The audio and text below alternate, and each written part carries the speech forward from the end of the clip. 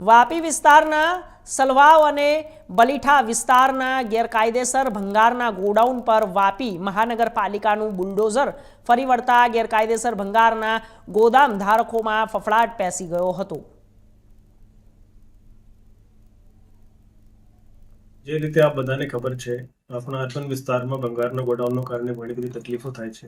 એક બાજુ હેલ્થ માટે ડેન્જરસ છે અને બીજી બાજુ જે રીતે વારવાર આગના બનાવો બને છે, લોકોની જાન અને માલની પણ એ બહુ ડેન્જરસ છે। એના માટે છેલ્લા 2 મહિનાથી આપણી સતત ડ્રાઈવ ચાલી રહી છે, જ્યાં પણ ભંગારના પ્રકારના ગોડાઉન છે જેની પાસે કોઈ સેફટીના સાધનો નથી, ફાયરની એનઓસી નથી, જીપીસીબીની પરવાનગી નથી, આ બધાને અમે નોટિસ આપી, એને પૂરતી તક આપવામાં આવી કે એની પાસે કોઈ પુરાવા રજૂ કરી શકે।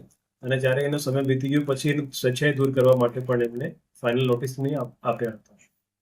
ડુંગરી ફળિયા વિસ્તારમાં બધા લોકોને રજૂઆત હતી કે સ્વેચ્છાથી દૂર કરવા માંગે છે, એટલે આ લોકોને 23 મે સુધીનો સમય આપ્યો હતો।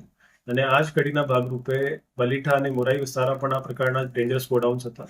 આ બધાને પણ પૂરી પ્રોસેસ ફોલો કરીને ફાઇનલ નોટિસ આપી હતી અને એની સમયમર્યાદા પૂરી જ્યારે થઈ ગઈ ત્યારે આ બધા દબાણોને આજે દૂર કરવામાં આવ્યા છે। બલીઠા વિસ્તારમાં લગભગ 35 ગોડાઉનો છે જેને દૂર કર્યા છે। મોરાઈ વિસ્તારમાં લગભગ 12 થી 15 ગોડાઉન છે જેને દૂર કર્યા છે। આ સાથે આ વિસ્તારમાં થોડા ઓર ગોડાઉન રહી ગયા છે, તેમને પણ વહીવટી પ્રોસેસ ચાલુ છે।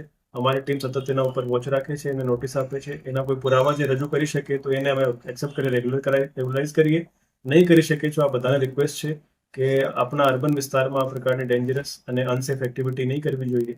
આજુબાજુના રહેણાંક વિસ્તારના લોકો માટે પણ ડેન્જરસ છે, એની હેલ્થ માટે અને જાન અને માલ માટે પણ ડેન્જરસ છે।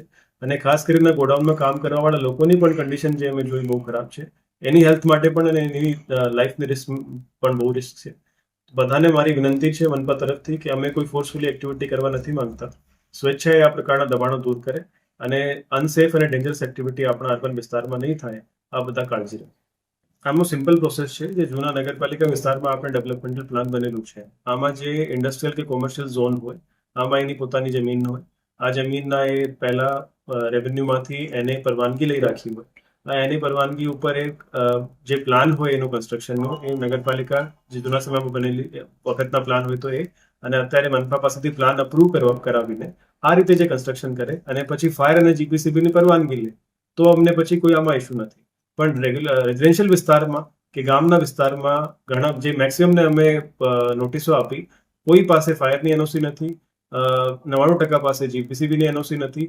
એ 2 મેજર રીઝન છે જેના કારણે આને દૂર કરવાની જરૂર પડી છે। મનપાની ટીમ પણ લિમિટેડ છે, એટલે અમારી કાર્યવાહી દરેક તબક્કાવાર ચાલે છે। શરૂઆત ડુંગરી ફળે થઈ હતી, પછી બલીઠા અને મોરાઈમાં પણ કામ થયું છે, હવે પણ બલીઠાનો અમુક વિસ્તાર બાકી રહ્યું છે, તેના ઉપર પણ કામ ચાલશે। વાપી ટાઉનમાં પણ 1-2 જગ્યાએ આઈડેન્ટિફાઈ થઈ છે કે જ્યાં અમુક ગોડાઉન્સ છે આ પ્રકારના જે ડેન્જરસ એક્ટિવિટીઝ કરે છે, એમને પણ કાર્યવાહી કરવામાં આવશે। અને જે રીતે આપ કીધું કે ચીરી છરવાડા કે સલવા વિસ્તારમાં પણ આવવા હોય તો એમને પણ તબક્કાવાર બધાની સામે એક્શન લેવામાં આવશે। એટલે આપના મીડિયા થ્રુ બધાને વિનંતી છે કે આપની નોટિસ આપવાનું કે એનો વેઇટ નહીં કરો, અમે પણ એવા પ્રોસેસમાં પડવાની જરૂર નહીં પડે, તમે સ્વૈચ્છિક રીતે આ પ્રકારની ડેન્જરસ એક્ટિવિટીઝ આપના વિસ્તારમાંથી દૂર કરી લો। આજુબાજુના રહેણાંકના વિસ્તારના લોકોને હેલ્થ અને એની લાઈફને કોઈ રિસ્ક નહીં થાય, આ પ્રકારનો આપણો પ્રયત્ન છે।